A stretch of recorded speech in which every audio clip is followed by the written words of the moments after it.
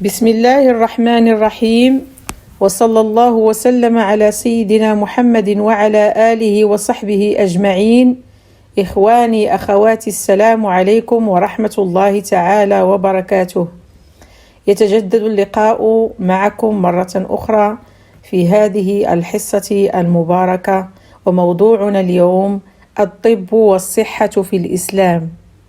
فالإسلام أخواني أخواتي دين الفطرة، يحرص في تعاليمه على صحة الجسد وطهر النفس، ويوازن بين المادة والروح والحاجات والقيم، ويهدف إلى إصلاح الدنيا وإصلاح الآخرة. وهل يعقل أن تكون شخصية المسلم مركبة في جسد عليل سقيم؟ كلا، إن صحة الجسد مرتكز لسلامة النفس وسموها، ومنطلق لصحة العقل وتفوقه. فالله تعالى جعل صحة الجسد وقوته ورجاحة العقل واستنارته علة الاصطفاء، لقوله تعالى: إن الله اصطفاه عليكم وزاده بسطة في العلم والجسم. وقد أشار البيان الإلهي إلى أن القوة والأمانة، وبمصطلح العصر عندنا الكفاءة والإخلاص، هما المقياسان الصحيحان اللذان نقيس بهما الأشخاص حينما نقلدهم بعض الأعمال. قال تعالى في معرض الحديث عن سيدنا شعيب وسيدنا موسى عليهما السلام: قالت إحداهما يا أبت استاجره إن خير من استاجرت القوي الأمين. ويبين النبي صلى الله عليه وسلم أن المؤمن القوي خير من المؤمن الضعيف، ولم يقل المؤمن الإنسان القوي، لأن القوة من دون الإيمان مدمرة لصاحبها وللمجتمع. أما إذا جمعت القوة مع الإيمان فإنها تصنع المعجزات. لهذا قال المصطفى صلى الله عليه وسلم: المؤمن القوي خير وأحب إلى الله تعالى من المؤمن الضعيف، وفي كل خير. أخذا من قوله تعالى: وأعدوا لهم ما استطعتم من قوة ومن رباط الخيل ترهبون به عدو الله وعدوكم.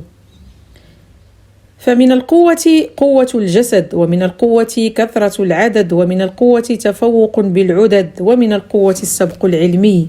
والنبي صلى الله عليه وسلم جعل صحة الجسد ثلث الدنيا. يقول صلى الله عليه وسلم: من أصبح معافا في جسده آمنا في سربه عنده قوت يومه فكأنما حيزت له الدنيا. والإمام علي كرم الله وجهه رأى في المرض مصيبة أشد من الفقر، ورأى في الصحة نعمة أفضل من الغنى وأقل من الإيمان، فقال رضي الله عنه: ألا وإن من البلاء الفاقة، وأشد من الفاقة مرض البدن، وأشد من صحة البدن تقوى القلب. إذن هذا كله يبين أهمية الصحة في الإسلام. والطب في الإسلام طب طبيعي، وطب نفسي، وطب وقائي، وطب علاجي. فمن الطب الطبيعي أن شخصية المسلم مرتكزة على العطاء لا على الأخذ، على بذل الجهد لا على استهلاك جهد الآخرين، مرتكزة على العمل لا على الكسل. وبذل الجهد في حد ذاته صحة. وأي صحة؟ صحة للقلب والأوعية، وصحة للعضلات. وقد كان النبي صلى الله عليه وسلم قدوة لنا في هذا المضمار، فقد وجد في بعض الغزوات أن عدد الرواحل يقل عن عدد أصحابه، فأمر أن يتناوب كل 3 على راحلة، ثم قال: وأنا وعلي وأبو لبابة على راحلة، وسوى نفسه مع أصحابه في بذل الجهد صلى الله عليه وسلم. ولما جاء دوره في المشي عظم على صاحبيه أن يركب ويمشي النبي صلى الله عليه وسلم، وهو قمة المجتمع الإسلامي صلى الله عليه وسلم. فقال: يا رسول الله ابق راكبا. فقال قولته الشهيرة: ما أنتما بأقوى مني على السير، ولا أنا بأغنى منكما عن الأجر. فبذل الجهد صحة للقلب والأوعية، وصحة للعضلات والأجهزة، وصحة للحياة الاجتماعية، وتمتين لأواصرها، وبذل الجهد فهم صحيح لحقيقة الحياة الدنيا التي هي دار تكليف، بينما الآخرة دار تشريف. بالإضافة إلى أن الإيمان يملأ النفس شعورا بالأمن الذي هو أثمن ما في الحياة النفسية، ويدفع عنها القلق الذي يدمرها والذي يجعل الحياة النفسية جحيما لا يطاق. قال تعالى: الذين آمنوا ولم يلبسوا إيمانهم بالظلم أولئك لهم الأمن وهم مهتدون. هذا الإيمان إخواني أخواتي يملأ النفس شعورا بالفلاح والفوز برضا الله الذي يعد أثمن نجاح يحققه الإنسان على وجه الأرض. راحة، تسليما، تفويضا، توكلا ورضا. وهذه المشاعر تحقق سعادة نفسية، سعادة لا يعرفها إلا من ذاقها. فالصحة النفسية أساس صحة الجسد، والأطباء يتحدثون أن الراحة النفسية كافية لإعادة ضربات القلب السريعة إلى اعتدالها، وضغط الدم المرتفع إلى مستواه الطبيعي. فالإيمان بالله صحة نفسية هي أساس صحة الجسد. وما أروع الإسلام حينما ينطلق في الطب الوقائي من إزالة أسباب المرض، أجدى وأهون من إزالة أعراضه. كما يقال: الوقاية خير من العلاج، لأن قوة الأمة تتجلى في قوة أفرادها، والأمة تنزل بساحتها الأمراض أو تستوطنها الأوبئة تتعرض لخسران كبير. فالنظافة من الطب الوقائي، والإسلام يأمر بالنظافة. يقول الحق سبحانه وتعالى: الله يحب المطهرين. وقد بين النبي صلى الله عليه وسلم أن الطهور شطر الإيمان. وقد جعل الإسلام غسل الجمعة واجبا دينيا، وجعل الله تعالى النظافة شرطا لأول عبادة شرعها الله سبحانه وتعالى، وهي الصلاة.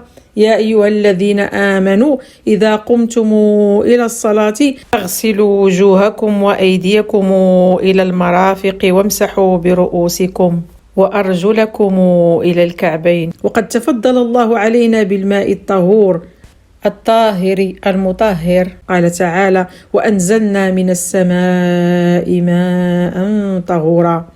وقال سبحانه وتعالى: وينزل عليكم من السماء ماء ليطهركم به. إذن إخواني أخواتي، الإسلام فيه الطب الوقائي، يعني أن يقي الإنسان نفسه من جميع الأوبئة والأمراض وهذه الفيروسات التي نرى. يعني الوقاية خير من العلاج، بل أصبحت الوقاية أهم من العلاج. حينما يكون العلاج مستعصيا فالوقاية تصبح ضرورة شرعية. والصلاة فضلا على أنها عماد الدين وسيد القربات ومعراج المؤمن إلى رب الأرض والسماء، فضلا عن ذلك كله فهي من الطب الوقائي. فحركاتها من قيام وركوع وسجود واعتدال نوع من الطب الوقائي. وقد أكد علماء التربية الرياضية أن أحسن أنواع الرياضة ما كان يوميا ومتكررا وموزعا على أوقات اليوم وغير مجهد، ويستطيع أن يؤديه كل إنسان من كل جنس وعمر وفي كل ظرف وبيئة، وهذا كله متوافر في الصلاة. هذا وإن انخفاض الرأس في الركوع والسجود يسبب احتقان أوعية المخ بالدم، وعند رفع الرأس فجأة ينخفض الضغط في الأوعية، وتتكرر هذه العملية 6 مرات في الركعة الواحدة، وما يزيد عن 200 مرة في اليوم، و6000 مرة في الشهر. ومن انقباض الأوعية وانبساطها تزداد مرونتها وتقوى جذورها، وهذا يبعد عنها خطر تصلبها أو انفجارها، ولا سيما حين ارتفاع الضغط. وفي الصلاة كذلك تتحرك جميع عضلات الجسم القابضة والباسطة والمفاصل، وتنشط الدورة الدموية. وكذلك الإسلام يأمرنا بالاعتدال في الطعام والشراب وسائر المباحات، وهذا كذلك من الطب الوقائي. قال تعالى: وكلوا واشربوا ولا تسرفوا. بنص الآية يأمر بالطعام والشراب أمر إباحة، ولكنه لا ينهى عن الإسراف في الطعام والشراب فحسب، بل ينهى عن الإسراف في كل شيء مباح. وبين النبي صلى الله عليه وسلم حد هذا الاعتدال: ما ملأ ابن آدم وعاء شرا من بطنه، بحسب ابن آدم لقيمات يقمن صلبه، وإن كان لابد فاعلا، فثلث لطعامه وثلث لشرابه وثلث لنفسه. أما بالنسبة للطب العلاجي فينبغي أن يعتقد المؤمن أنه حينما يصاب جسمه بمرض أن الله عز وجل خلقه في أحسن تقويم، وصنعه فأتقن صنعه، وأرشده من خلال القرآن والسنة إلى أن الأسباب والوسائل التي تحفظ له صحته وسلامته وسعادته في الدنيا قبل الآخرة، وأن الأمراض في الأعم الأغلب هي نتيجة طبيعية لخروج الإنسان عن المنهج الإلهي في التعامل مع الجسم. ويؤكد هذا قوله تعالى على لسان سيدنا إبراهيم عليه السلام: الذي خلقني فهو يهدين، والذي هو يطعمني ويسقين، وإذا مرضت فهو يشفين. لم يقل الله عز وجل الذي خلقني ويطعمني ويمرضني، قال وإذا مرضت، إشارة إلى أن المرض في أصله خروج عن تعليمات الصانع في صنعته. ولا شك أن الأصل في الإنسان الصحة والعافية، والاستثناء هو المرض. وصحة الإنسان في المنظور الصحي لها بعدان: البعد الأول يتعلق بصحته الفردية من حيث حماية الإنسان من المخاطر والأضرار التي قد تؤدي إلى مرضه وتؤثر على صحته، وتشمل الصحة الفردية، الصحة الجسمانية والنفسية والعقلية والروحية.